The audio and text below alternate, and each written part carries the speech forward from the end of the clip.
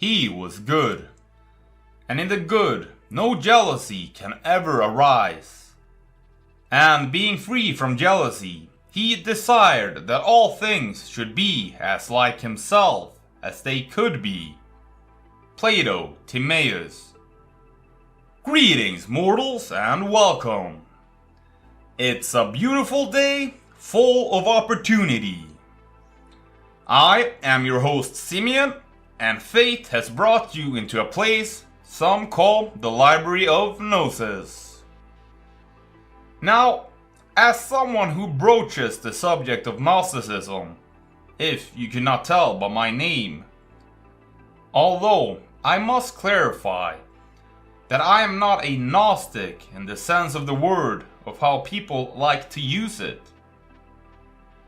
being world-hating and escapist and all the rest, but in the sense that I seek personal knowledge of the divine, and being adamant that it does not have to come from some authority. So in a sense, a spiritual rebel. The late great Carl Jung has a wonderful quote about Gnosis. Gnosis, as a special kind of knowledge, should not be confused with Gnosticism. Carl Jung. If I were forced to define my own views, I would say they most closely match something like Christian hermeticism or Rosicrucianism. But since I already think that Hermes is the Logos and the Good Shepherd, the two terms basically hold a dual meaning to me. But this broadcast is not about me, so let me present for you the hermetic worldview of how the divine is structured. Hermeticism presents a hierarchical and emanationist view of divinity, often structured similarly to Neoplatonic and Gnostic thought. While specific classifications of God vary within Hermetic traditions, a general framework emerges from texts like the Corpus Hermeticum. First off, the One, the Monad. This is the absolute, ineffable source of all existence. It is beyond comprehension, name, or duality, similar to the Neoplatonic concept of the One, or the Gnostic Bythos. It is pure being and non-being, simultaneously. Next, the Nous, Divine Mind. This is the first emanation from the One, representing pure intelligence, divine reason, and order. It is often equated with God in a more knowable sense, as the active, creative force. Nous is responsible for shaping the cosmos through Logos, divine word. This is basically the Demiurge or craftsman, the one I suspect Jesus called Abba or Father, the king on his throne in heaven. And from that, the Logos, divine word or order. Emerging from the Nous, the Logos is the rational structure of reality, akin to how Christian and Stoic traditions understand the Logos as the principle that organizes the universe. Logos mediates between the divine and the material world, very much the messenger and psychopomp, like the Good Shepherd or Hermes Kreoporos. And finally, the cosmic hierarchy.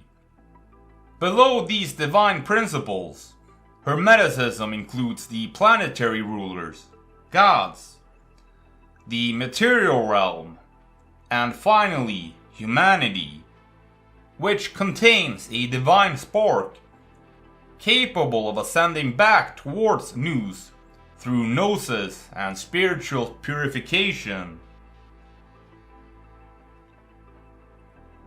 Now, to return to the biblical worldview, and really drive home my point, I would like to quote this verse from the scriptures.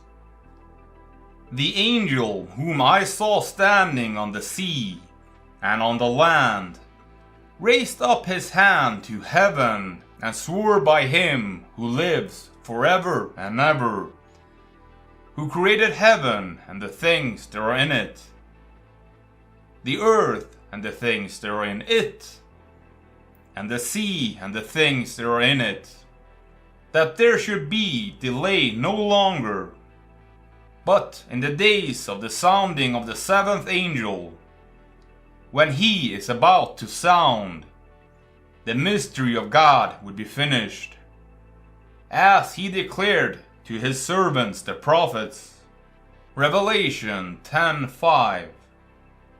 "Him who lives forever and ever, who created heaven and the things that are in it, the earth and the things that are in it."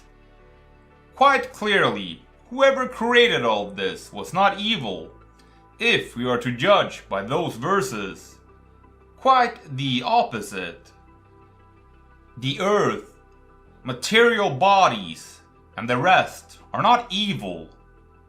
Why you suffer is first off because of yourself, and how you view things, and the effort and meaning you put into things. But primarily it is because of the worldly governors, the princes of the darkness of this world, as seen in Ephesians. "For we wrestle not against flesh and blood, but against principalities, against powers, and against the worldly governors, the princes of the darkness of this world, against spiritual wickedness, which are in the high places." Ephesians 6:12, Geneva Bible, 1599. I have no doubt that this verse was deliberately translated differently in the later King James Bible for political and spiritual reasons. The world is a beautiful, amazing place, but wicked and morally bankrupt men have shaped and formed it into something as equally wicked and morally bankrupt as themselves. "Ye shall know them by their fruits, and their fruits are a poison apple. And I saw a new heaven and a new earth, for the first heaven and the first earth had passed away, and the sea no longer is. And I saw the holy city, the new Jerusalem, coming down out of heaven from God, having been prepared as a bride adorned for her husband. And I heard a great voice out of heaven, saying, Behold, the tabernacle of God is with men, and he will tabernacle with them, and they will be his peoples, and God himself will be with them as their God. And he will wipe away every tear from their eyes, and death will be no more, nor mourning, nor crying out, nor pain will there be any more, because the former things have passed away. And the one sitting upon the throne said, Behold, I make all things new.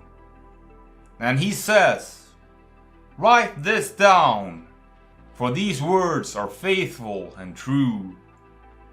And he said to me, It has been done. I am the Alpha and the Omega, the beginning and the end. To the one thirsting I will give of the spring of the water of life freely.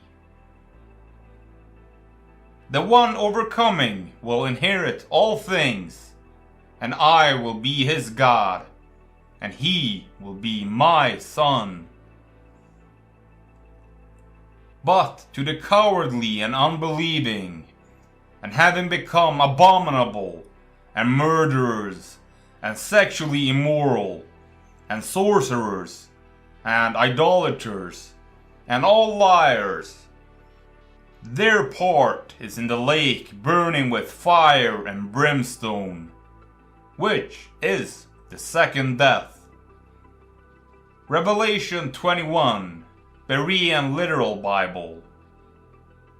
So, now we're nearing the end of this broadcast, and perhaps even the end of this world. Who is to say? But I say, if thou hast come this far, then right. The world is good because I am. In the comments below, so I know you did. Please share the video and support me on Patreon. Get some cool merch and all the rest, and I will see you, yes, specifically you, in the next one, mortal. Fare thee well, traveler.